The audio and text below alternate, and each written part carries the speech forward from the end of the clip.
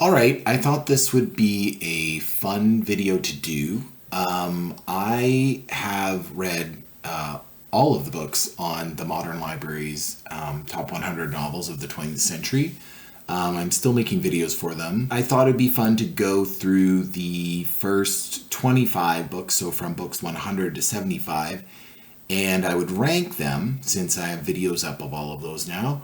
So I think this is fun. We'll just go through the list really quickly, and I'll just give you some various reasons for why I like certain things and why I don't like certain things. I don't think anything here will be a huge surprise, but you never know. You'll have to wait till the end to find out. So why don't we start with one of my favorites? I would say it's right on the cusp of S or A tier, and it is Salman Rushdie's Midnight's Children. So in this one, Salim Sinai is one of the many children, or I think it's about 100 children who are born at the stroke of midnight at the same time that India is ratified into its own country. And as one of these children, he is considered special, and everyone wonders, what are these children going to be? And what are they going to mean to India? And each of these children is born with kind of a special talent or near magical ability. And so this is a book with magical realism. And it uses that magical realism to talk about really important things that happen in the history of the book and the history of India. And we follow Salim throughout his entire life. And because the main character is switched at birth, we see him go from being very poor to doing quite well for himself. There's a lot of really great writing in here. So for me, it's really on the cusp of S or A tier. The only thing I would say is it's a bit long, but it's an easy read overall. It's pretty easy to read. The next one I'm going to do is one of my favorite books, but probably not most people's favorite book. And so I'm putting it in the best for high school angst category. And that is The Call of the Wild by Jack London. So Jack London has written two books that I think are very famous to most people. So there's Call of the Wild, and then the other book that people know is White Fang. Call of the Wild is known for sort of very brutal depiction of a snow-covered land up in northern Canada, northern United States. And it's the life of sled dogs, and it's the life of a dog who goes from being a family dog to being a dog that hears the call of the wild, that wants to go be a wild animal again, because that's really where this dog feels he belongs. I do think it's sort of best for like high school level. I think that's where people get the most impact. And this book, I think I read in elementary school, and it really impacted me, and it made me think a lot about animals and how they feel, and probably what dogs and cats feel on a daily basis. So I think it's a great book. And it's still very accessible even today. So we're going to lean into, I think, our first D tier book, and that is going to be Under the Net by Iris Murdoch. So Iris Murdoch is someone who I see a lot of her quotes online. She says some really brilliant things. She just is a brilliant writer, very intelligent. She was a philosopher, and she was quite funny. She was quite humorous. But she wrote this book, Under the Net, and the main idea of the book is that there's sort of a very funny guy who is trying to accomplish several goals at once and failing at most of them. And it's kind of a madcap comedy, very sort of British funny comedy of errors novel. I would say the reason this is D tier is probably because it doesn't really have a point. That doesn't mean it's not a good book. It's a fun read. I don't think it matters as much as some of the other books on this list. Some of the scenarios don't make a lot of sense, and I couldn't personally really connect with them. So it's just something that comes to mind for me. So yeah, not really the best book on this list. I will do this book next, which is The Old Wives' Tale. And this for me is absolutely an S tier book. This book is all about really fleshing out the problems of being a young woman, a working woman, or a family woman, and about being an old woman. And it especially does the importance of being an old woman and what it means to have old women in a community. So this story is a tale of two sisters. One of them, Sophia. The other one, I think, is named Constance. And Constance is the family-oriented lady who ends up having a child. Sophia runs away with a lover to France. Her lover abandons her, and then she is forced to become a working lady. She runs her own bed and breakfast. And this is all in the middle of World War One. So a lot of things happen. And it spans their entire lifespan. And this book really does what it sets out to do. It tries to explain the life of a woman in this time period, an English woman who comes from sort of a town full of trades and people who are maybe a bit small-minded, and how those people live their whole life. And I think it does it very well. It talks about a lot of very different themes. It talks about the vulnerabilities and the strengths of these two very, very interesting women who, for the time, were probably quite normal, but really are very fully fleshed out characters. So I really love this book. I think about this book sometimes. I think about various scenes in the book. I think about the ending of the book a lot, because we follow them from when they're very young all the way to the time of their death. So yeah, great book. Highly recommend. The next book I think I'm going to suggest is The Magnificent Ambersons. And so in this book, we follow George Amberson Minifer, who is the spoiled youngest boy in the Amberson family. And this is the equivalent of if you lived in a town of like 10,000 people and, you know, the leading family in your town was the Kardashians or something like that. So these people have enormous wealth. They have Greek fountains outside of their home. They're the envy of everyone who lives there in this sort of coal mining town. And the change from horses to automobiles is a big theme throughout the story. And it's sort of a theme about how this ruling aristocratic family doesn't quite measure up to the changes of the new coming world. And it's unfortunate because this is all about family and how this young man thinks he's going to have his life prepared out for him. Everything's going to be easy. And in fact, his family falls into financial ruin. And because of that, he's not able to make good life choices. And even though he's a bit spoiled, he's not a bad person. And throughout the book, we see him really grow. And so for that, I really loved it. It really showed someone who could have turned into the worst person, turned into a rich villain, instead turned into someone who lived a life worth living. And there was just something very, very good for me about that. I found it very impactful. So now we're going to have our first C-tier book, which is unfortunate. This is The Adventures of Augie Marsh by Saul Bellow. I was devastated to find out how much I didn't like this book. And the reason's really simple. This book is done much better by other books. This book tries to do something where it takes a young man, Augie Marsh, and tries to make him into a kind of anti-hero or an almost hero. For Augie Marsh himself, he constantly runs into rich people, and each time he does, or he runs into favorable circumstances, and each time he does, he manages to fail in every single circumstance to prevent sort of the end of what would be a positive end to the novel. Unfortunately, and this is why this book is in C tier, this book is just too long.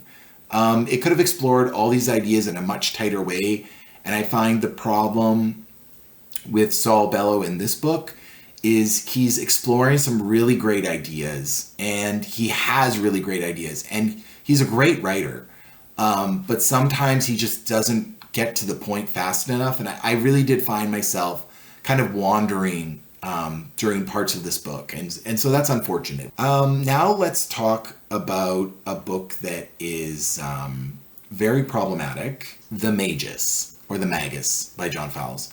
So this book, I think, heavily influenced a lot of writers, and it had a lot of popularity, sort of as a sleeper hit with a lot of people. And so this is a story of an English teacher who really does not have a direction in life and decides he's going to go teach English on this Greek island that's very isolated, small town. And he eventually meets there a millionaire who owns a villa. And he starts entering into kind of a game, a deadly game, where the millionaire constantly tries to trick this young English teacher into believing the stories he's making up or the things he's doing.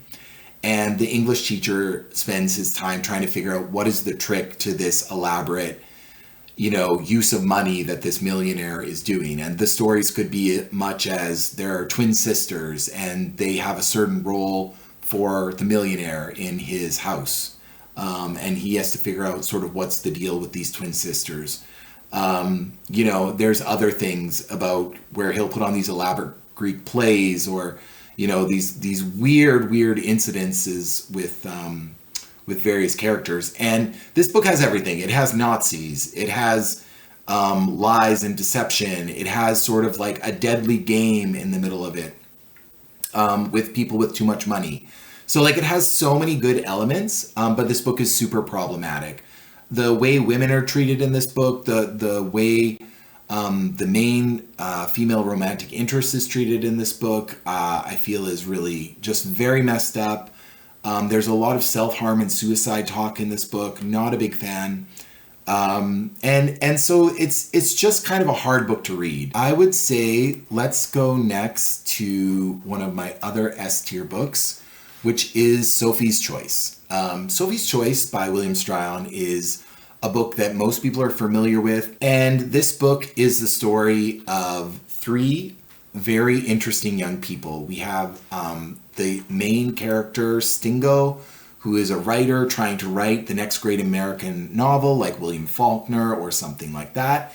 And then we have Sophie, who is a Polish Catholic survivor of the Nazi concentration camps. And she is in love with a Jewish scientist named Nathan Landau. And for me, the reason this is S tier is because of Sophie and her relationship to Nathan. I also, of course, the issues described in this book about the concentration camps are extremely eye-opening. It really gives you a sense of both the horror and the hopelessness in this book. And this book is famous for its title, which is Sophie's Choice, which is to say, which we use now in popular language to suggest between two horrible choices. You must make a choice. You have no option. You either choose bad option A or bad option B. And in both cases, it's a lose-lose scenario. And there are no other options. Part of the reason for me also it's S tier, it's funny. Stingo is a very horny, lustful character. He makes lots of mistakes. He's in love with Sophie. There's just all the characters are so fleshed out and so interesting. And really the comedy is a really nice remedy to the horror that and the desperation that we get from Sophie's story.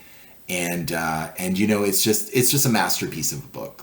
I don't think you can get much better than that. Next, we have Angle of Repose, which I'm putting solidly into B tier. Angle of Repose, or Angel of Repose, as I called it many, many times, is about the angle in which sand stops rolling down the hillside. And so it's supposed to talk about where we all end up in life, kind of as grains of sand in the sands of time, perhaps.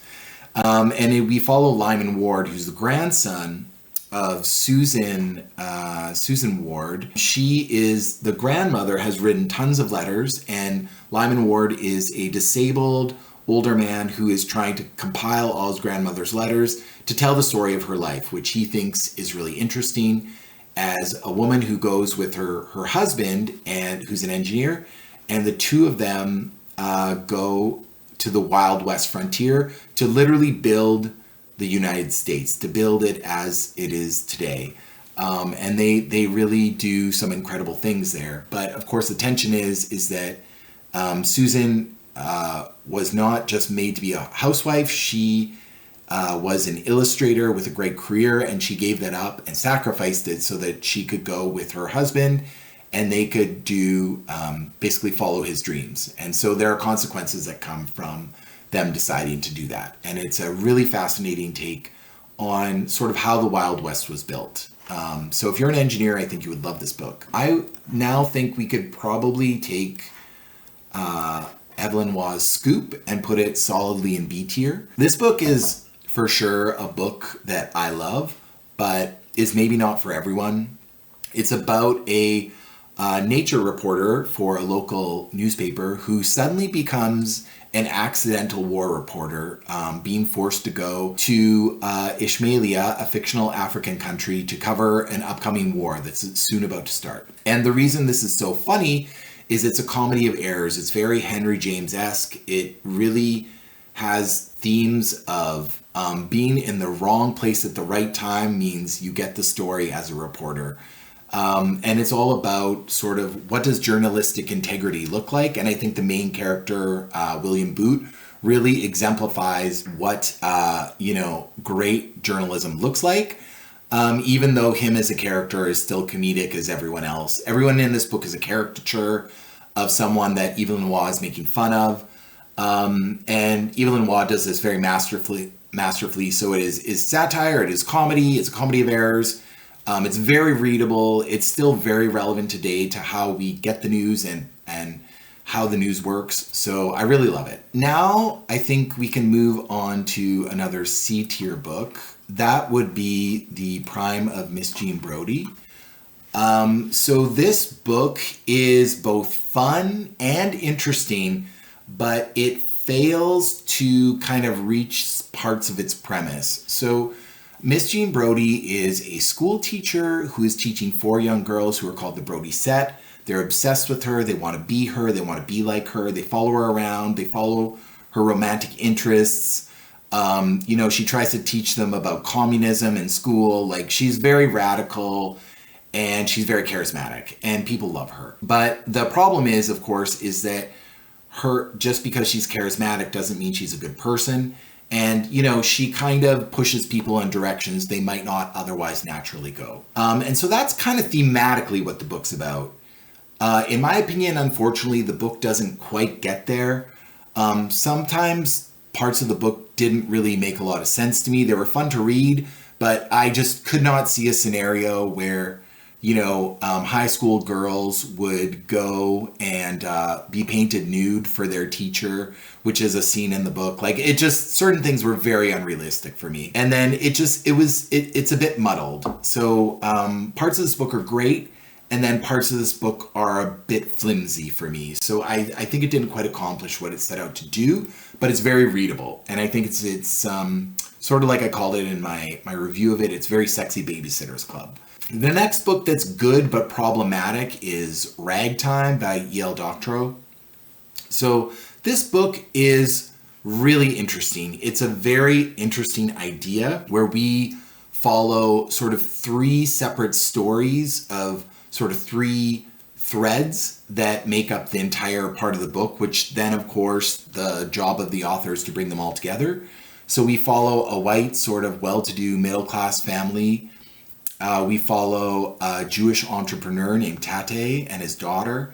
And then we also follow Coalhouse Jr., who's an up-and-coming musician who's very popular, very talented, and he's black. And he is in love with the servant girl, Sarah, and the abandoned baby that this white family picked up, who is also black. So Sarah's black, the baby's black, Coalhouse Jr. is a black man.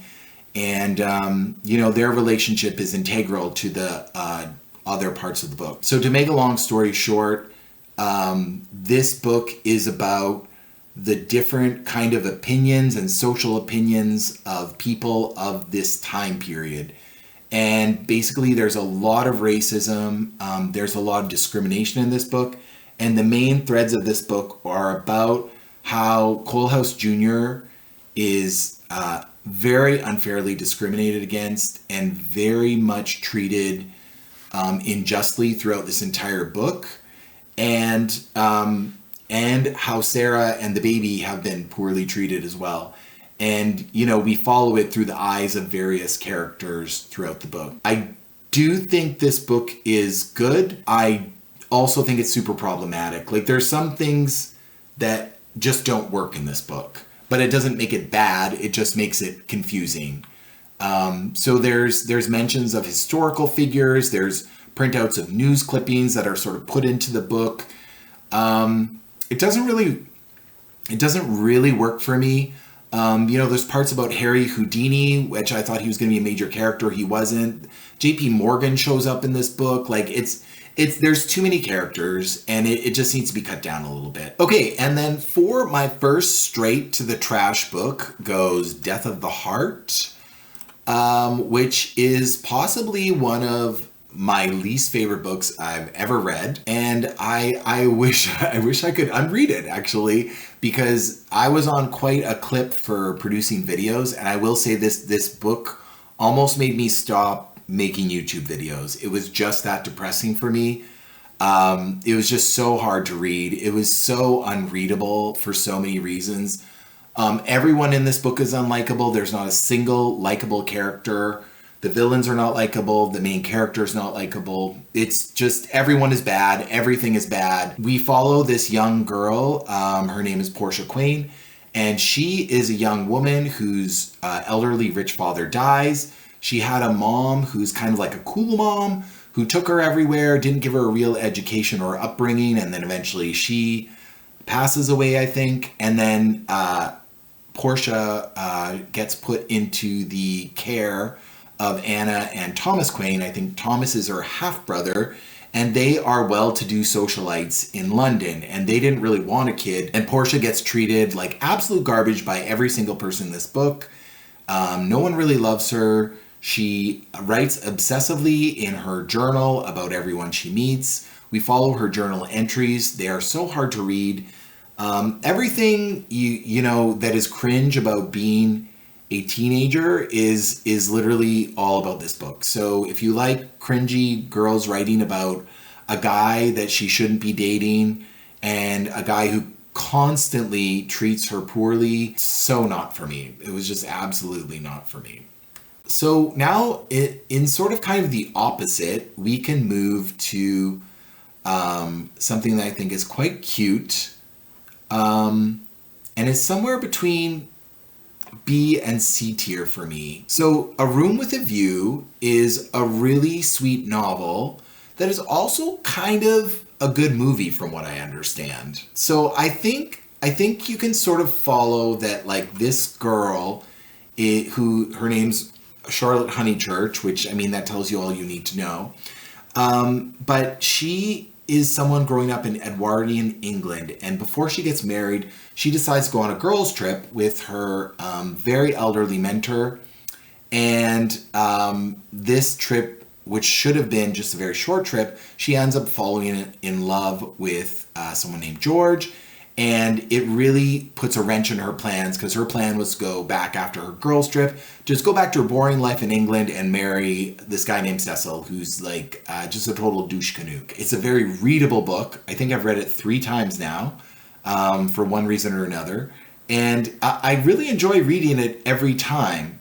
But every time I read it, I just think, you know what, like, this really hits at sort of the high school level. So you know what, actually, I'm going to move this down to here for best for sort of high school angst, because I think if you're a young person in high school, this book will absolutely appeal to you. It's got themes of travel, of exploration, of being free from your shackles. Like, it's everything a high school student wants. So I think we can go to a book that's a little higher rated, and I'm gonna move this book here, which is Finnegan's Wake by James Joyce.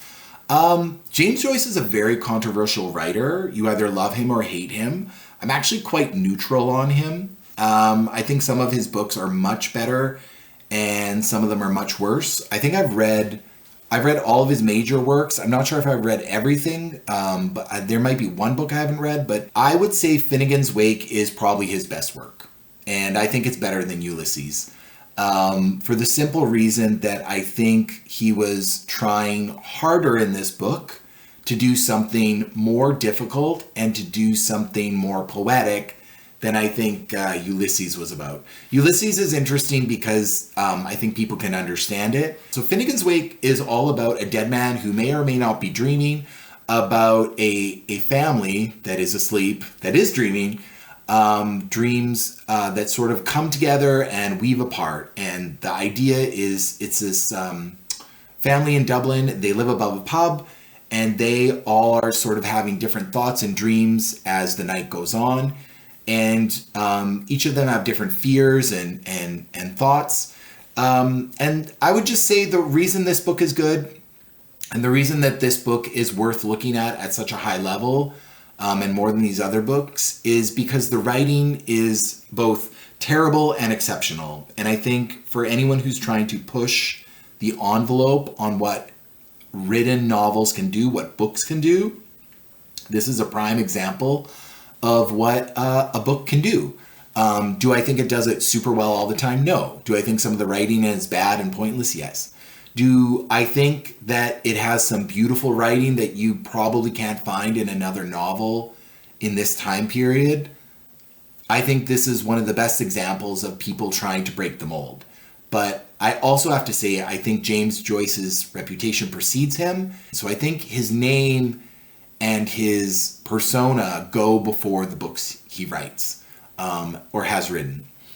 So with that in mind, the best thing you can do so that you can understand his writing and why he writes the way he does is to read a biography about him. And I think, and just pick a short one, it does not have to be a long one. And most of the things that I found confusing were very transparent to me after I learned a little bit about sort of his life and where he lived and how he lived. I think that James Joyce is a big figure in the English literary canon. I don't think he's the best writer in the English literary canon. I think he's sort of in the middle. But I think critics love him. I think he's the kind of person that critics love. Okay, so we have another disappointing book that I'm actually going to, you know what, I'm going to put it in front of Under the Net, which is Kim by Rudyard Kipling. So I loved the adventure stories by Rudyard Kipling when I was younger. So Kim is about a young man who is white with some Asian features, and that makes him passable as sort of kind of like very ethnically ambiguous in India, where he lives. So he lives in Lahore, India, and he is someone who, throughout all his adventures and sort of this boy's adventure story, he comes in contact with a holy man who he takes up to be his disciple, and at the same time starts working with the English army to be a spy for the English military. And so all of those pieces are very good and sets up in a very nice way. The problem, I think, is that the book doesn't really deliver on all of its promises. The parts that do work are all the boy adventure story parts. So those parts work really well, which is why I think it's good. And the writing, of course, is Rudyard Kipling is an exceptional writer. There's no doubt, but he's not necessarily the best plotter. His plots don't always get to where they need to go. And I think Kim is a perfect example of this. The ending of this book is complete trash. It does not make sense. It just stops like halfway through a sentence. I hate things like that. I also think this book is too long. This book kind of meanders, but sometimes it doesn't meander in a way that makes any sense at all. And I think there are many better boys' adventure stories that also try and show up the importance of modernity and growing up into being a man. And so I think it kind of fails to a standard that we would set today. So let's find another book to put in the trash. So the next one we're going to do is Loving by Henry Green. So this book is bad. There's no other way to put it. This book is so bad that, you know, even though it is on this list, even though it seems to be on list of university reading lists, you know what? It is not a popular book today.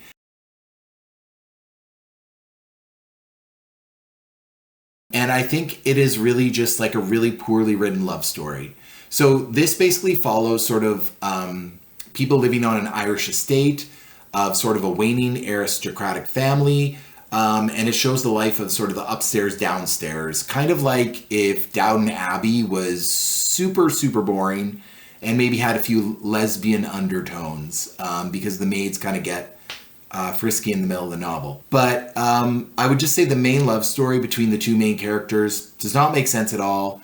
The theme of people loving each other doesn't really come into play. The title doesn't really match what it's trying to do. There's just so many problems with this book that are just like, it's completely eclipsed by other books on this list. So I don't recommend it, but I mean, you could read it if you want. It's relatively short. It's just not necessarily what I would consider good. Let's move on to something really wonderful. So we're going to take V.S. Naipaul's A Bend in the River, and we're going to move it right to the front of S tier. So V.S. Naipaul is a writer who is very controversial because he is not afraid to talk about issues that are impacting him or people in Africa or people where he grew up. And basically the idea in this fictional small town is that there's a lot of commerce. There's a meeting point of different kind of people. So all different kinds of people come to the small town. It has lots of trade, and it slowly starts to be built up into kind of a really interesting place. However, because of the military factions and the militaristic leader who wants to kind of take over this town, there starts to be fights and war, and this place becomes a very dangerous place for the main character. And you start to see the corruption and fascism and authoritarianism that is sort of present in this new government regime that eventually takes over this town. And it's really, really a hard book to read. This is not an easy book to read in the sense of all the themes that come through. So the first half of the book is very almost joyful because all these different characters start to grow and the city is growing. And then war comes to the city in one form or another, and authoritarianism comes for the city. And then it's a very dangerous place to live. This book also has really very difficult themes. There are slaves in this book. It talks openly about the kind of slaves that were in Africa at the time. It talks also about domestic violence and about sort of really, really sort of conflicting opinions about colonialism and what good were the white Europeans that were in the city and manipulating things that were in the scene. There are so many things that happen in this book. It is so deep. I really think you can get a lot out of reading this book. It is not an easy book, but I think great books are not easy necessarily. I think great books are things that show you something that you might not want to see, or show you something that could maybe help you expand your worldview a little bit. And this book deeply impacted me. It definitely expanded my worldview. I learned a lot. It really made me research into the history of many African leaders and some of the terrible things that have happened in Africa from some of sort of the political leaders that were more military in nature. So anyways, fantastic book, highly recommended. Okay, so now we're gonna move on to another A-tier book, which is Ironweed by William Kennedy. This book follows a man who is in crisis, who is homeless, and it was made into a really great movie, which I think has Meryl Streep in it. But this is about a man who, because of decisions in his past and sort of horrific events in his past, has decided the best thing he can do is to be homeless and not to be anywhere near his family. And we find sort of as chapters are revealed what happened to him and the break with his family. And we also follow the various things that happens to him as a homeless man. And this is during the Great Depression. So a lot of people are out of work. A lot of people are struggling. They are at their wits' end. A lot of people are dying either of alcohol poisoning or exposure to the cold in the middle of winter, to various sicknesses and illnesses, and they're really all running on borrowed time, a lot of the characters in this book. But what I will say is this is not a Debbie Downer book. This is not sort of meant to be a traumatic picture of homelessness. This is instead talking about the challenges that this man faced, how he got there, and then talking about not a solution, but a way forward for this particular person to be able to live a real life again. And not necessarily in the way that all of us would think. It's not a Disney ending in this book, but it is absolutely talking about the strength of the human spirit. And that goes back to the title, which is ironweed is what I think grows in the ditches, where people maybe would sleep on the side of the road to stay out of the wind. Fantastic book, thematically fantastic. If you care at all about homelessness or the people who are unhoused in this world, I think this is a great read. I think you should read it. Okay, so we basically only have sort of the best and the worst left on this list. Let's start with what I consider to be my absolute top S tier book, which is Evelyn Waugh's Brideshead Revisited. Now, the reason I love this book so much, and I think it's a great book for young people, it's a great book for people thinking about sort of deep themes about religion or time or war. This book follows a young man who is in Oxford, I believe, and he meets up with a young man who is connected to a very rich aristocratic Catholic family, which Catholicism was sort of waning in terms of power in England, and Protestantism was taking over as sort of the popular religion du jour. So we see sort of this Catholic family with a lot of money, with a lot of power and influence, and they are really on the cusp of sort of the sunset of what they're able to do as an aristocratic family.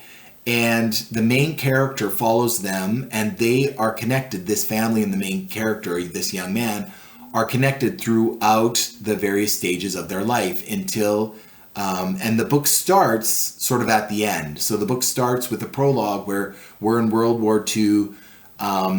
We see the main character, he's come to Brideshead, and it's a sort of a revelation for him at the start of the book because it's so different than what he remembered, and he's tired, and like he's just been through war. It's a terrible thing. And he starts to have flashbacks to when he was a young man and what led him to his life now.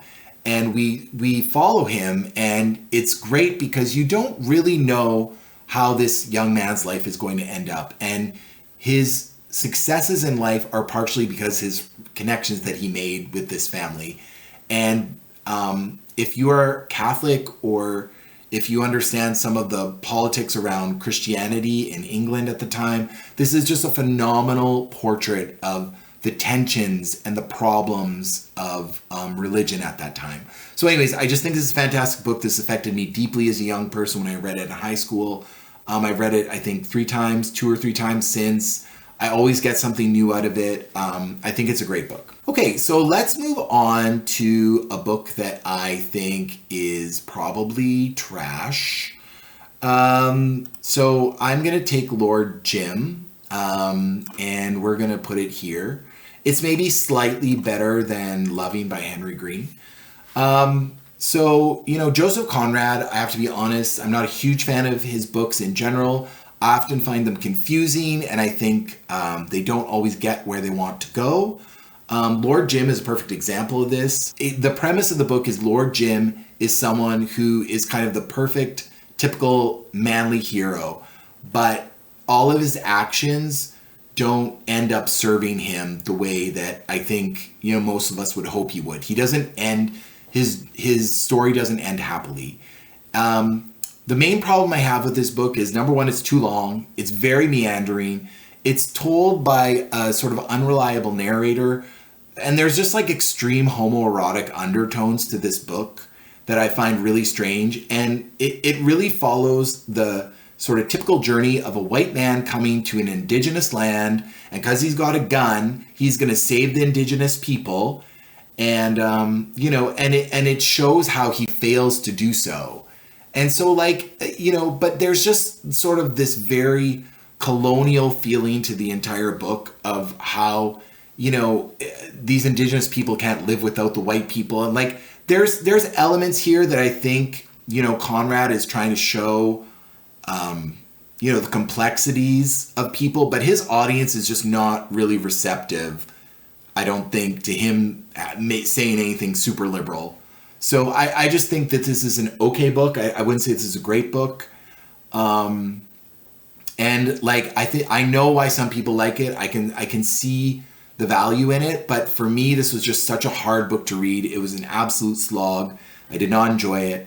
I think there are better books that talk about similar things. I think we could talk about the Wide Sargasso Sea, which I would put probably in B tier.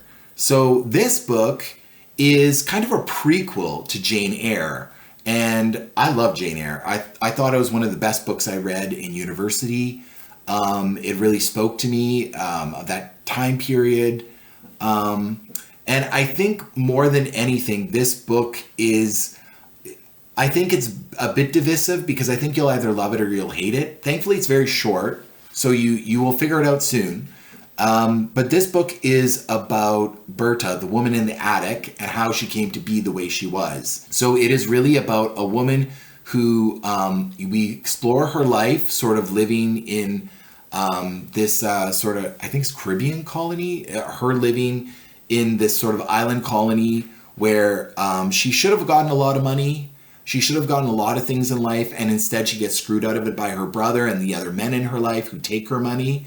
And then she's basically a prisoner of their whims. And it basically drives her mad over time. And so this is really a great feminist critique and sort of companion to Jane Eyre. It's very readable.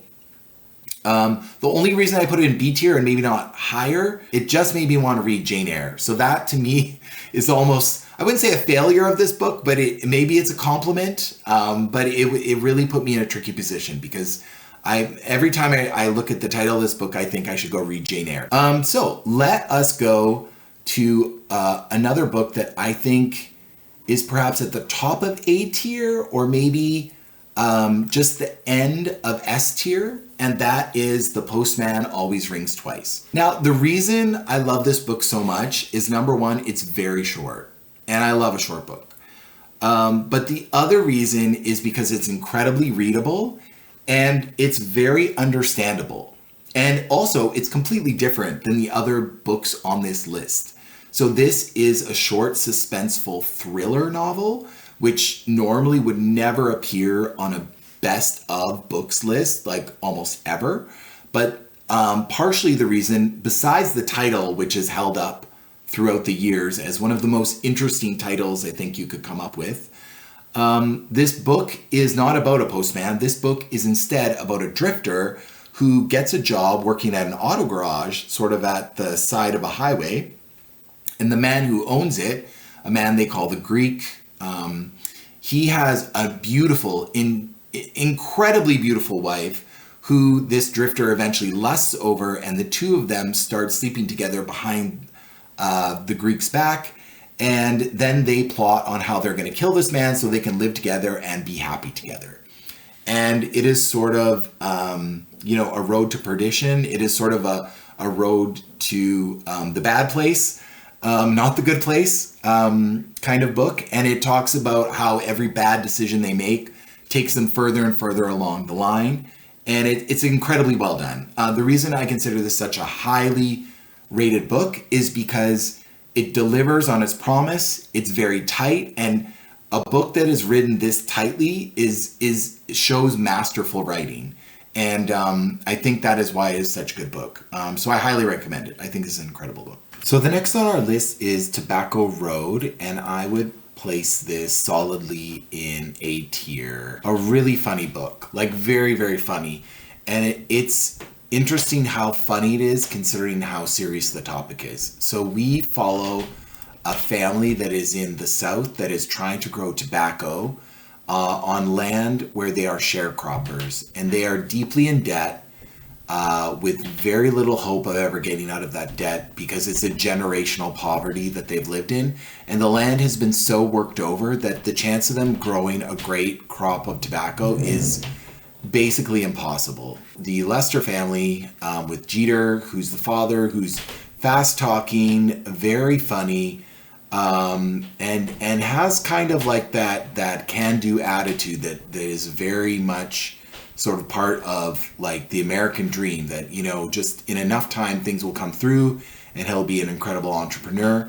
But the circumstances and their lack of education and the lack of good qualities of the entire family, even when money does show up or a good opportunity does show up, they manage to squander it in such a way that is really unfortunate, actually. So this is overall a very good book. I do think Ironweed's a bit better. I think it goes through the problems. You could kind of put the two books together. Ironweed is very much a book about a man or people who are homeless in a city and the problems they faced during the Great Depression.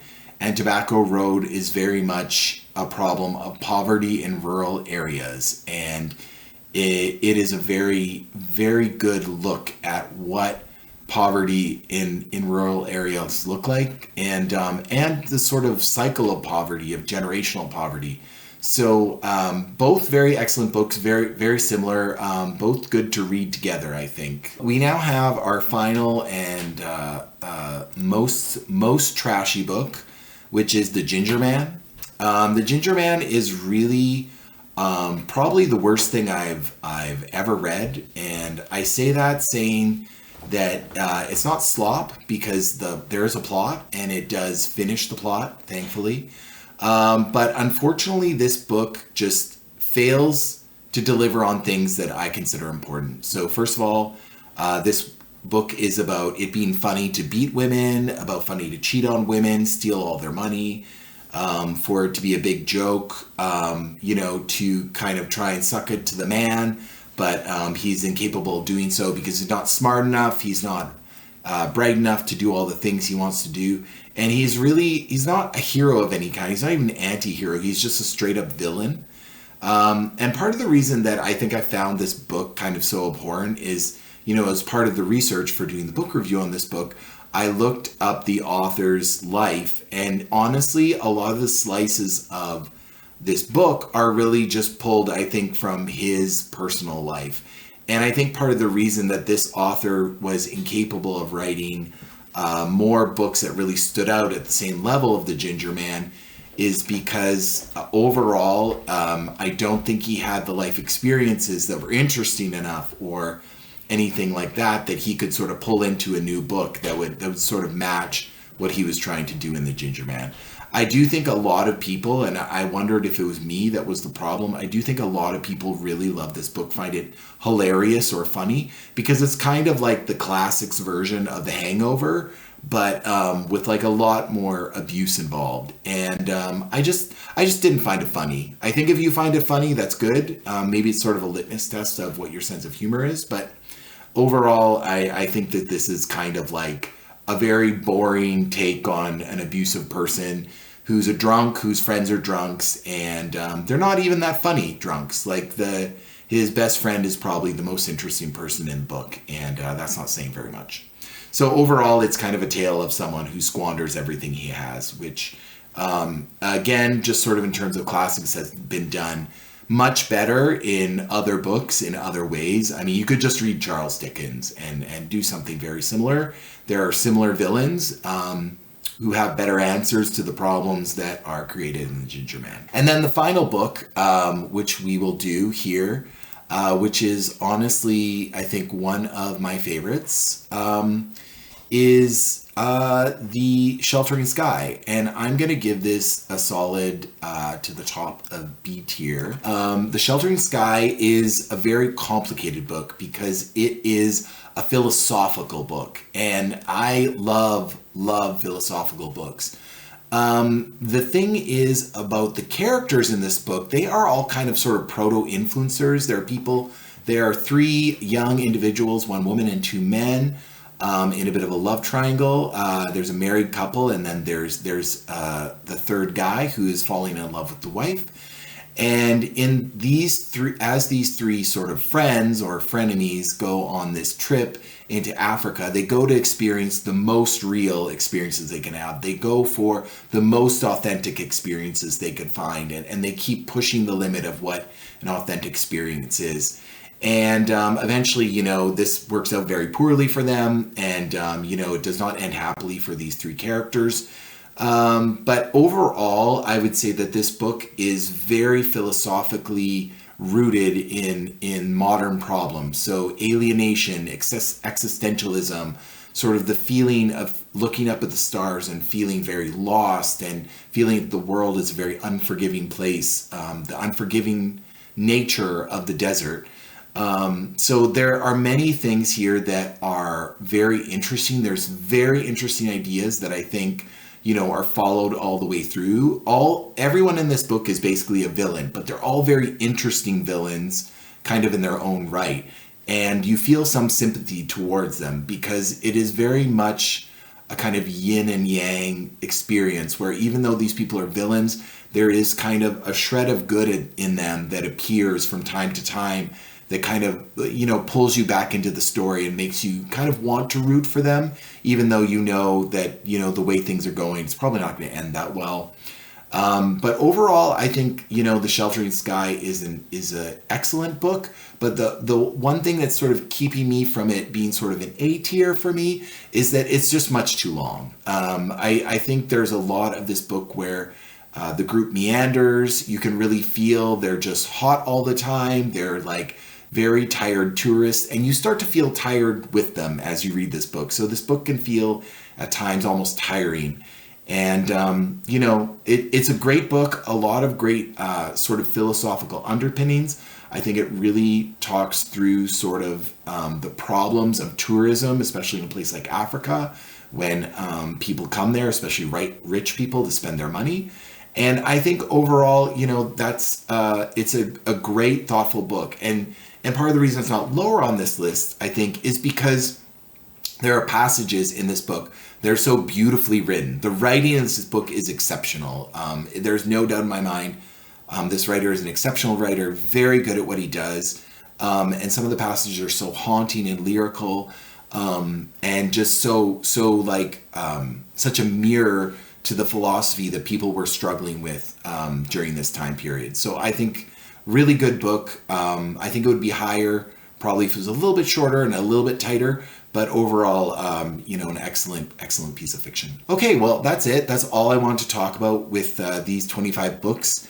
I think I might be changing up a little bit how I do some of my book reviews in the future because I want to sort of speed through some of these so I can talk more about this entire 100 book list as a total. But, I'll be releasing a few new videos in the next month or so. What do you think? Do you think some of these tiers are wrong? Do you think that maybe some of these should be higher on the list or some of them lower on the list? I'd love to know what you think in the comments below. But overall, this has been a really fun video to produce, so I hope you really enjoyed it. So as always, stay curious and stay reading.